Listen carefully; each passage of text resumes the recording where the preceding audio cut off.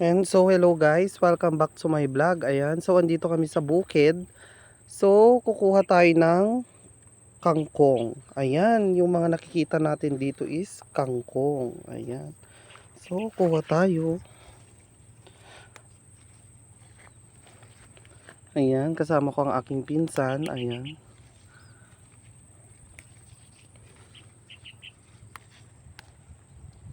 Ayan. Ang luto natin ay adobong kangkong. Ayan, daming kangkong.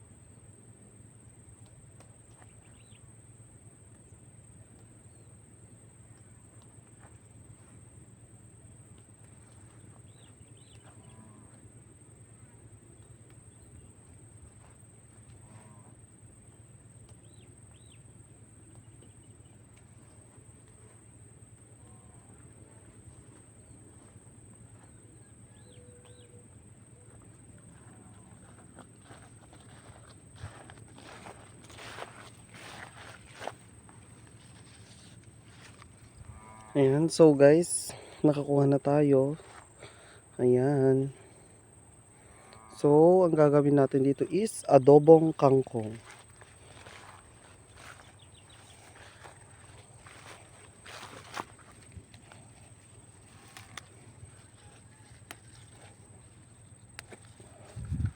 Ayan, daming kangkong dito guys. So, ayan, masarap ulamin to.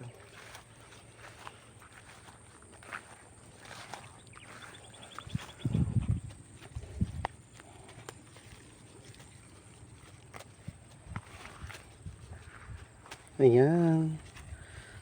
Kasama. So, hanggang doon ito.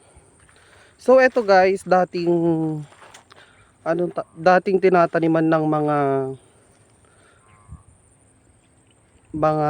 palay, mga tabako, pero kaya naging ano to, anong tawag dito sa naging river nang dahil sa bagyo, ayan. Kaya natibag yung mga lupa dito dahil sa bagyo, ayan. Kaya naging ganito na lang to, daanan na ng tubig. Ayan guys.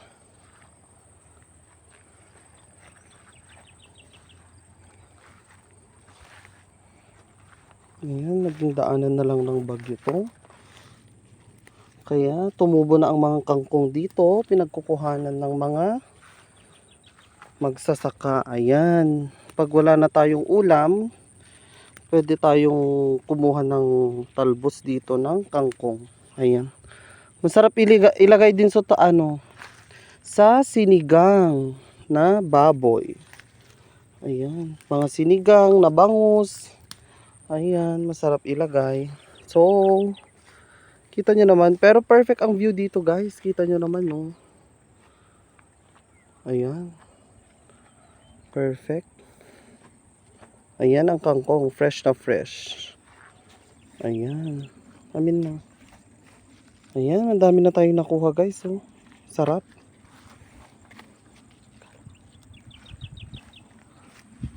Sige, para may ulam.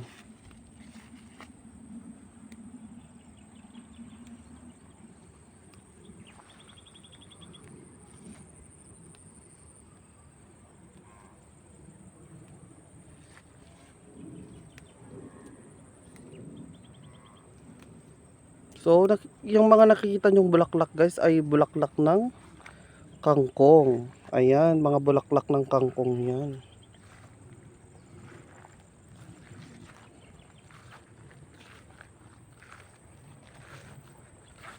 Ayan.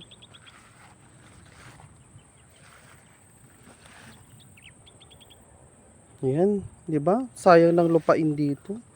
Sinira lang ng bagyo. Ayan. Noon guys, maliit lang 'to. Doon sa part lang na 'yun. Kaso nga lang syempre dahil sa bagyo, malakas yung tubig.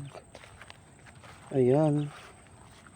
Ginawa na niyang butas talaga. Ayan.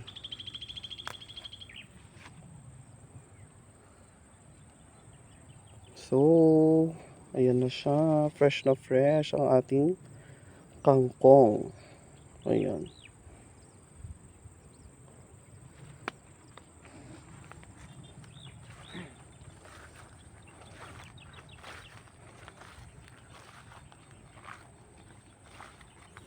Ayan, merong saging dito. Ayan.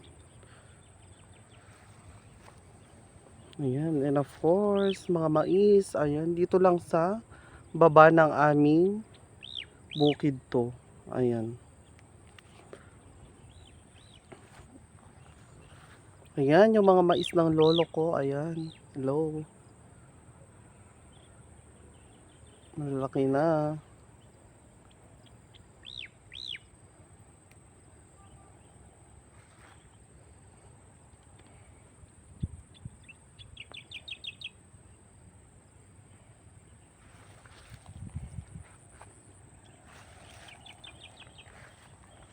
So, hello guys. Ayan. Fresh kangkong. Ayan, sarap ng fresh kangkong natin guys. So, ayan. Masarap sa adobo to. Adobong kangkong. Amin na. Ayan. So, ayan. Pupunta na tayo sa taas.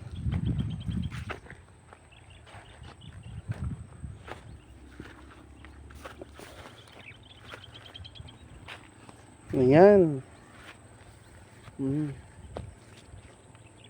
Daming kangkong. Fresh kangkong. Ayan. Shoutout naman sa mga nag-uulam dyan. Oh. Sa mga nag-uulam ng kangkong dyan. Sa mga nakatikim na ng kangkong. Masarap ba talaga ang kangkong? Ayan. Pa-comment naman ako guys. Kung masarap ang kangkong. Ayan.